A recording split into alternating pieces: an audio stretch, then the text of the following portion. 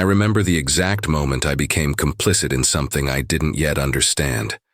It was 3 years ago, standing in the master suite of the Ashford estate, staring at a bathtub made entirely of gold. Not gold-plated, solid gold, 24 karat. The kind of obscene wealth that makes you forget you're looking at a crime scene, and instead reminds you how insignificant your entire life savings would be to people like this. Dorian Ashford floated face down in that golden tomb, his silver hair fanned out like a halo in the still water. The bathroom smelled of expensive cologne, lavender bath salts, and something else I couldn't quite place, something metallic and wrong that made my stomach turn. I'm Detective Callan Pierce, and I'd seen dozens of death scenes by then, but this one felt different. Maybe it was the weight of all that gold reflecting the afternoon light. Maybe it was the silence in that massive house, so thick it felt like the walls themselves were holding their breath. The medical examiner, a woman named Dr. Reeves who'd worked more billionaire deaths than anyone should have to, pronounced it straightforward. "Accidental drowning," she said, snapping off her latex gloves with the efficiency of someone who'd stopped being surprised by how the wealthy died. Probably had a few drinks, slipped getting into the tub, hit his head on the way down. See the contusion on his temple? Classic. Water in the lungs confirms drowning as cause of death. I took notes mechanically, but my mind was already working through the details. Dorian Ashford, 63 years old, founder of Ashford Mining and Financial Group, a man who'd turned mineral extraction and aggressive market investments into a personal fortune estimated at $14 billion. His wife, Vivienne, was 41, blonde, immaculate, in the way only generational wealth and excellent plastic surgeons could achieve. She'd been at a charity gala at the Fairmont Hotel when it happened. 200 witnesses, including a senator and 3 Supreme Court justices.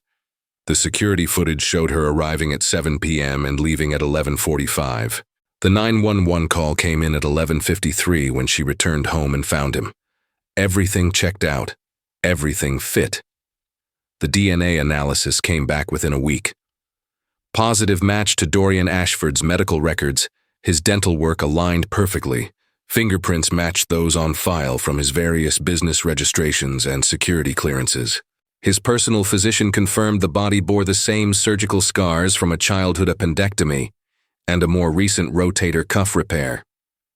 There was nothing to investigate. A tragic accident. A billionaire who'd conquered markets and mining operations across 3 continents, brought down by bathwater and bad luck. I closed the case, filed the report, attended the funeral, which was held at a cathedral that probably cost more to rent for an afternoon than my annual salary. I watched Vivienne Ashford cry behind a black veil, her stepdaughter Iris standing beside her, 26 years old and already hardened in the way children of extreme wealth often are, suspicious of everyone, trusting no one. And I moved on. Other cases, other crimes, other families destroying themselves in slower, messier ways, until 6 weeks ago, when Iris Ashford walked into my office unannounced. She didn't knock, just pushed through the door with the confidence of someone who'd never been told no in her entire life, dropping a manila folder on my desk like it was a grenade. "Detective Pierce," she said, her voice sharp and clear. "You buried the wrong man." I looked up from my coffee, irritated at the interruption, more irritated at the cryptic dramatic entrance. "Miss Ashford, your father's case was closed 3 years ago. If you have concerns, I had the DNA retested." She cut me off, leaning forward on my desk, her green eyes fierce. "New technology, more detailed markers. The body you found in that bathtub wasn't my father."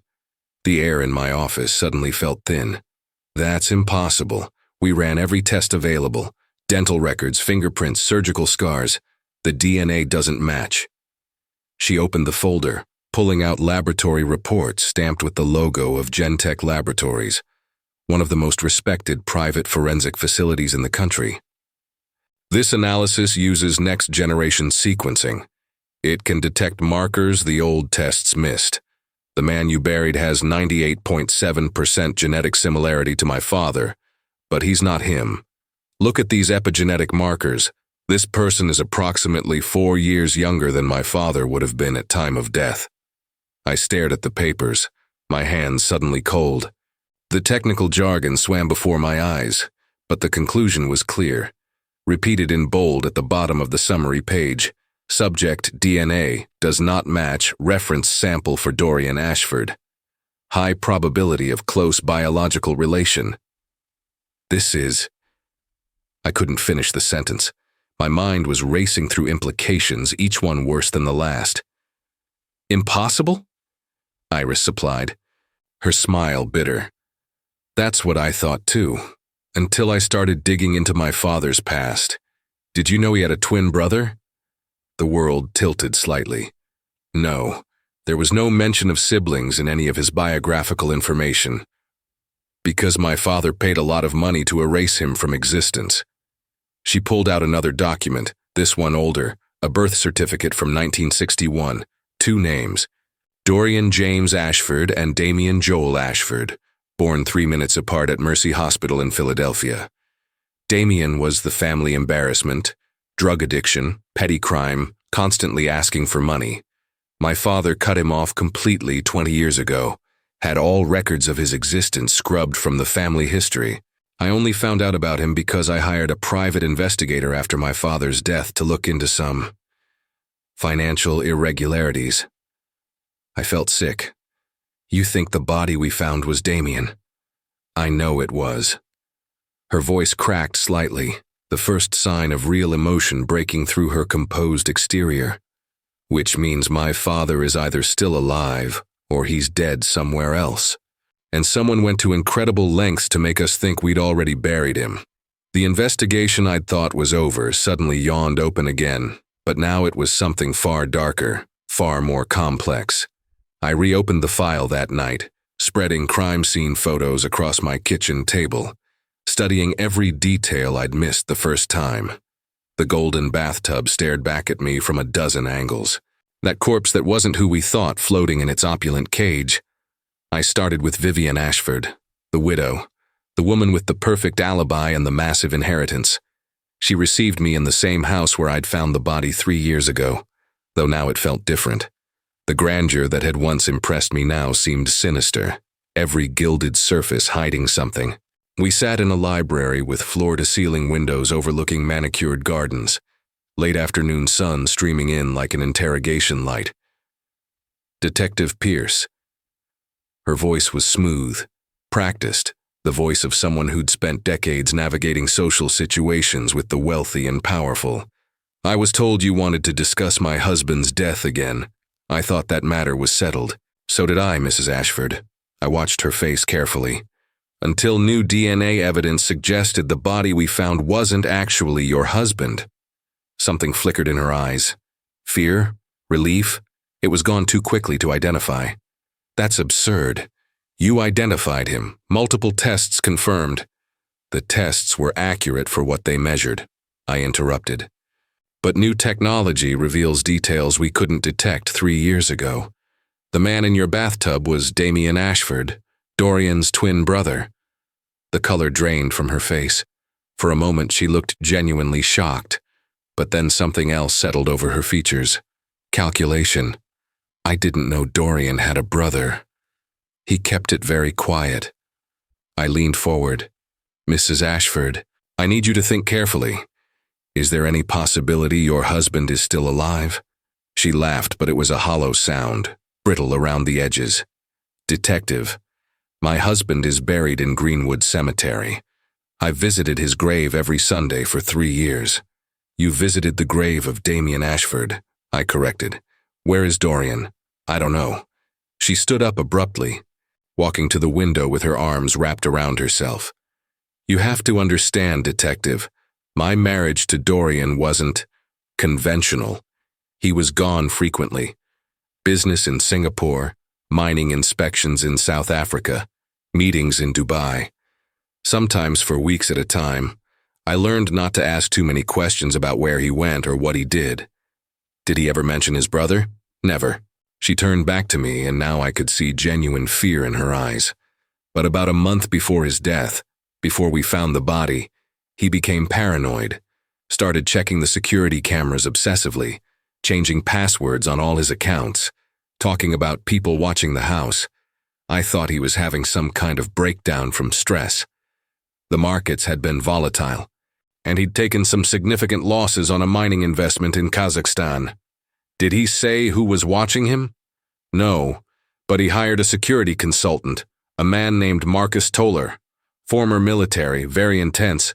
They would have meetings in Dorian's study for hours, and afterward Dorian would seem haunted. I wrote down the name. Marcus Toller. Another thread to pull. Mrs. Ashford, I have to ask you directly. Did you have any involvement in your husband's death or disappearance? She met my eyes steadily. No, detective. Despite what you might think about trophy wives and inheritance money, I loved Dorian. He was difficult, demanding, obsessed with his empire, but I loved him. And if he's alive somewhere. Her voice broke slightly. Then he left me. He chose to let me believe he was dead. That's its own kind of betrayal. I believed her. Or maybe I wanted to believe her because the alternative was too complicated, too dark. Marcus Toller was harder to find. He'd gone off-grid after Dorian's death. No forwarding address, no digital footprint. It took me 2 weeks of following leads through veterans networks and private security forums before I tracked him to a small town in Montana, living in a cabin 40 miles from the nearest neighbor.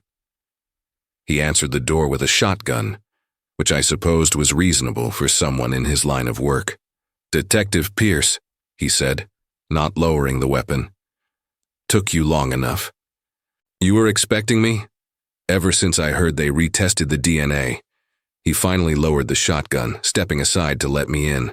The cabin was Spartan, military neat, everything in its place.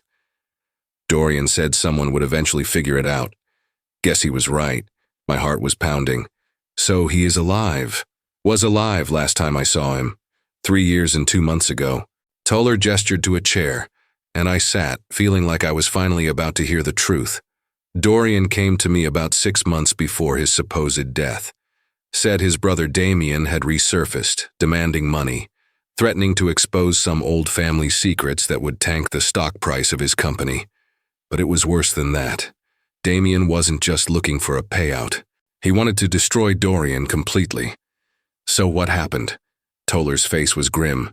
Dorian's original plan was to pay him off one more time, make him disappear. But then Damien overdosed. Heroin in some flophouse in Newark. Natural causes, accidental, tragic. But it gave Dorian an idea. The pieces were clicking together in my mind, forming a picture so disturbing I didn't want to see it complete.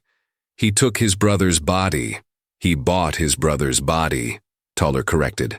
Paid the morgue attendant $50,000 to release it to a private funeral home that Dorian controlled. Then he brought Damien home. Dressed him in his own clothes, put him in his own bathtub, made it look like an accident. Why? My voice came out hoarse. Why fake his own death? Because Dorian Ashford was drowning in debt.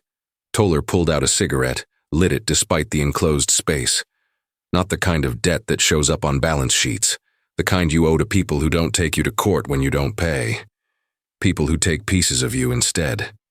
He was being threatened. Worse. He'd made deals with some very dangerous investors from Eastern Europe, promised returns on mining operations that didn't exist, used their money to cover losses in the financial markets. When they figured out he'd been running a sophisticated Ponzi scheme, they gave him a choice. Return $200 million in 30 days, or they'd start killing people he loved. His wife, his daughter, his mistresses, everyone. I felt cold. So he ran. He vanished, used his brother's death to create the perfect exit strategy. He had offshore accounts no one knew about, properties in countries with no extradition. He told me the plan the night he disappeared.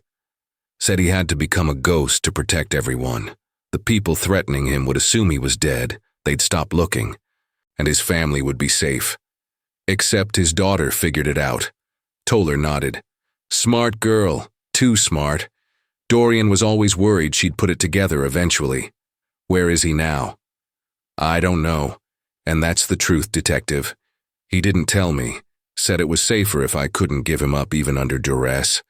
But he did say something before he left. Toller's eyes met mine. He said that if anyone ever proved the body wasn't his, I should tell the investigator to look at the gold. The gold, that's all he said. Look at the gold. I left Montana more confused than when I'd arrived. Look at the gold. What did that mean? The bathtub, the company, his investments? Back in my office, I spread out every document related to Ashford Mining and Financial Group. Financial statements, audit reports, investment portfolios. Dorian had built his empire on two pillars: physical mining operations extracting precious metals, and aggressive financial investments in commodities markets, particularly gold futures. Then I saw it, hidden in the fine print of a quarterly report filed 6 months before his death, a massive purchase of gold bullion, worth approximately $300 million, transferred to a private vault in Switzerland. The transaction was buried in subsidiary paperwork, barely noticeable among hundreds of other investments. But here's what made my blood run cold. The gold was purchased through a shell corporation registered in Iris Ashford's name. I called her immediately. "Miss Ashford, we need to talk, now." She met me at a coffee shop downtown, neutral territory. When I showed her the documents, her face went pale. "I didn't authorize this. I've never even heard of this corporation." "Your signature is on the registration papers." "Then it's forged." Her hands were shaking. "Detective, you have to believe me. I would never." "I believe you." And I did, because I was beginning to understand the real scope of Dorian Ashford's plan. Your father set this up. He used your identity to hide assets, making it look like you were complicit if anyone ever investigated. It was his insurance policy. Against what? Against you finding out the truth. I leaned back, the weight of it all pressing down on me. Think about it. If you proved the body wasn't his, if you started asking questions, what would you find? A paper trail suggesting you helped him fake his death and hide $300 million in gold. He leveraged your love for him, your need for answers, to create a situation where exposing him would destroy you too. Iris's eyes filled with tears. That's monstrous. That's survival. I felt sick saying it. Your father was a man who built an empire by being ruthless. Why would he treat his own disappearance any differently? We sat in silence for a long moment, the coffee shop noise swirling around us, conversations, laughter, the hiss of the espresso machine, all of it feeling surreal and distant. "So what do?" she finally asked. "We make a choice." I met her eyes. "We can pursue this. Try to track down your father, expose what he did, recover the gold. But you'll be implicated. Your name is on those documents. You'll spend years in legal battles, potentially face criminal charges as an accessory. Your life will be destroyed trying to prove a negative. Or we let it go. Accept that the case is closed. Dorian Ashford, or whoever he is now, stays dead. The gold stays hidden. You keep your life." She stared at me like I was speaking a foreign language. "You're asking me to let him get away with this. I'm asking you to consider the cost of truth." I felt like I was crossing a line I'd sworn never to cross, but the case had pulled me so far past simple right and wrong that I couldn't see the boundary anymore. Your father orchestrated his own death to escape people who would have killed his entire family. In his twisted way, he was trying to protect you. The body we found was already dead. Damien died of an overdose. No one was murdered. No one was technically defrauded because the company's legitimate assets still exist. The only crime was faking a death and hiding money. And identity fraud. And document forgery. And crimes with a victim who doesn't exist anymore, I interrupted. Dorian Ashford is dead, Iris. Maybe not in the literal sense, but in every way that matters. The man you knew is gone. Chasing his ghost won't bring him back. It'll only hurt you. I could see the war behind her eyes. The desire for truth versus the instinct for self-preservation. The need to know versus the wisdom to let go. "I need time," she whispered. "Take it. But know this, I'm closing the case again, officially.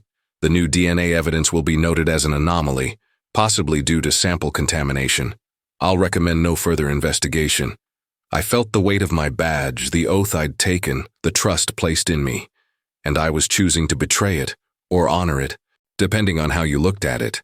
Sometimes the right thing and the legal thing aren't the same.